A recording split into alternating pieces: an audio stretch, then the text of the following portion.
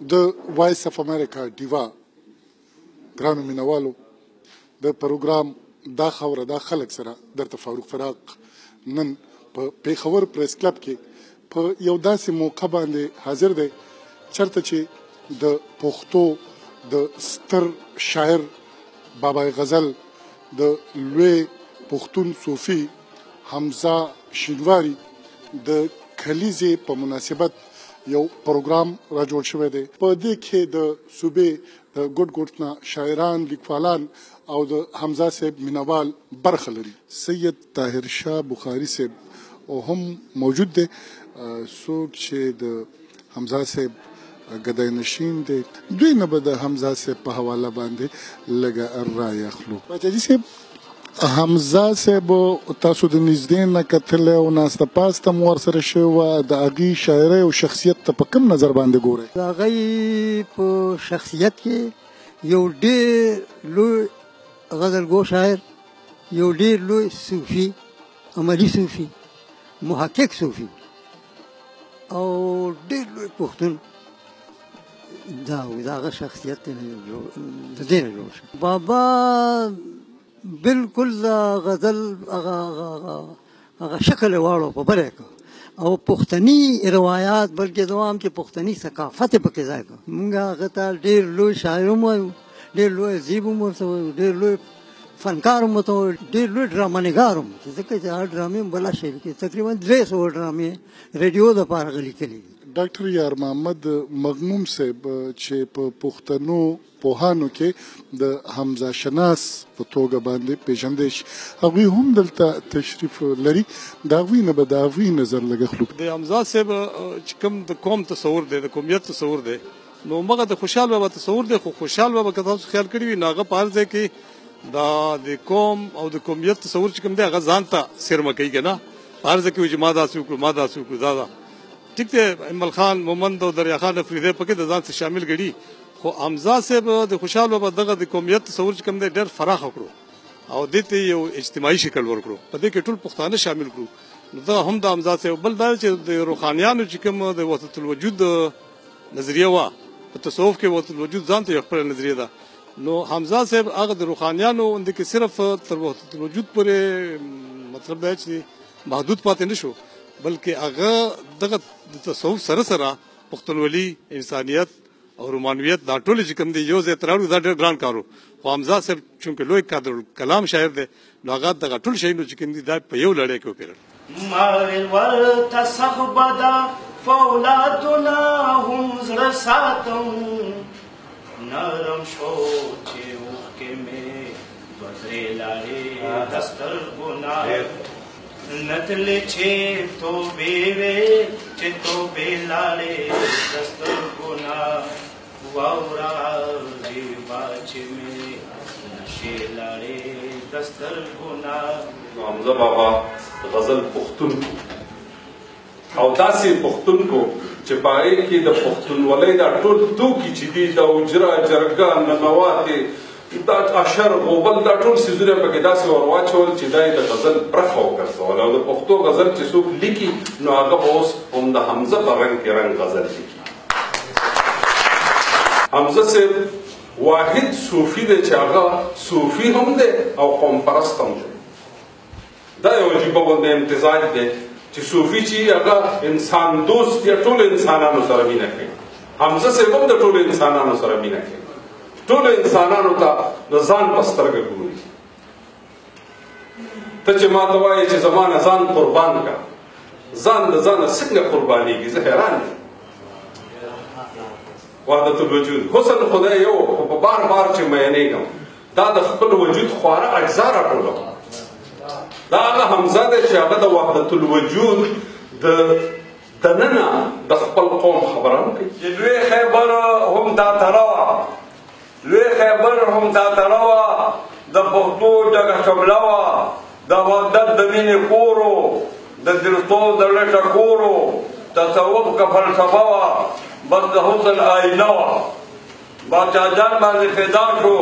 د پښتو غزل بابا شو زما وجود زما جامه د حمزه او هم مې په نوم هم په نامه د حمزه څو صدۍ شاته لاړم جنګ مې وکړو سوچ ته دی شاته لاړم جنګ مې وکړو سر ځوړند کړی په لیدلې حمزه په نن سبا خصوصا په نن سبا د پښتنو د مسایلو حل که هغه د لږ وي او که د غر وي که د هر ځای کې پښتانه که هغه سیاسي مسایل وي که هغه اقتصادي مسایل وي که هغه دیني او مسلکي مسایل وي د ټولو حل چې کوم دی زما په عقیده البته هغه د بابا فکر دی او ګلونو کتونکو د حمزه صاحب د 22م تلین په مناسبت تاسو د پوهانو رای واورېدې د هغې په هکله مو د خلکو شعرونه واورېدل اوس د حمزه صاحب شعر و شاعري د موسیقۍ سره وړاندې کیږي د دغه پروګرام کوربه آفتاب صاحب را سره ولاړ دی آفتاب نه پوښتنه کوو آفتاب هرکلی درته وایو السلام علیکم جی مهرباني ستاسو ډېره زیاته مننه دې نه پس اوس چې د موسیقۍ محفل به وړاندې کیږي څه دي پکې جی بالکل په دې کې به حشمت سحر استاد راغلی دی هغه د حمزه صاحب کلامونه چې دي نو د خپل مینوال ته وړاندې کوي او هیله لرو چې راټول ملګري به ته خوند والي څنګه چې مشاعرې نه واوښتو شعر و شاعرۍ نه واوښتو یا نور مېلمانه چې کوم راغلي وي یې تاثرات واغشته داسې به موسیقیان هم خوندلی تاسو دا نن چې تاسو دونه عظیم الشانه غونډه وکړه ښکلی محفل هم وکړلو حمزه صاحب د ټولو پښتنو دی د پښتنې خاورې دی په دې کې تاسو ته حکومتي ملاتړ حاصل و که نه دا صرف د حمزه صاحب د مینوالو پروګرام و نه چې دا صرف د حمزه صاحب د کورنۍ د طرف نه راغي مینوال راغي ملګري او ستاسو غوندې یاران دوستان چې کوم دي راغي په وساطت او په مرسته باندې دا پروګرام وشو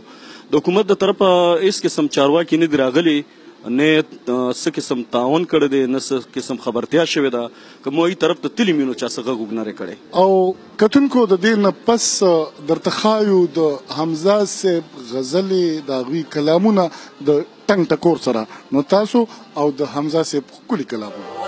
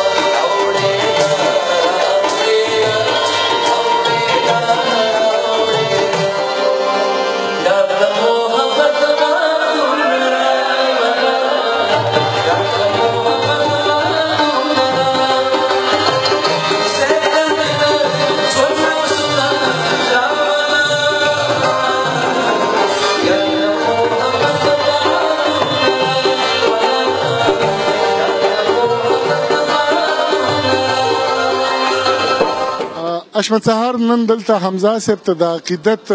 پرزول وړاندې کوي لږ به د دې نه د دې تاثر اخلو او بیا به خپل پروګرام پای ته رسو حشمت سحر ستړی مه شئ ډېره مننه ډېره مهرباني حشمت سحر هر پروګرام ته ځئ ګورئ دغه مو عمر دی خو نن چې د حمزه صاحب په حواله باندې دا ځانګړی پروګرام دی احساس مو څه دی زه خو به فاروق صاحب دا ووایم ټولو نه مخکې زه ستاسو شکریا ادا کوم او لکه نن زمونږ دپاره ډېره غټه د خوشحالۍ ورځ ده چې حمزه بابا ډېر لوی شخصیت دی د هغه مثال نشته او چې د هغه په محفل کې مونږ نن موجود یو د هغه کلامونه وایو نو ما دپاره دې نه په دې دنیا کې غټه خبره نشته ډاکټر مسعود زاهد صاحب را سره په دې محفل کې شریک دی د حمزه صاحب چې کوم خطونه او د دې والد صاحب ته لیکلي مکتوبات حمزه هغه هم نن په چاپ شکل شته ډاکټر مسعود احمد زاهد د حمزه صاحب سره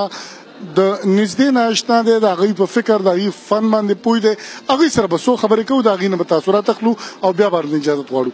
ډاکټر صاحب دغه د نننۍ غونډې په حواله کې راته خپل تاثرات راکوي زما خیال پروګرامونه او غونډې خو تاسو مونږ ډېرې لیدلي دي مونږ او تاسو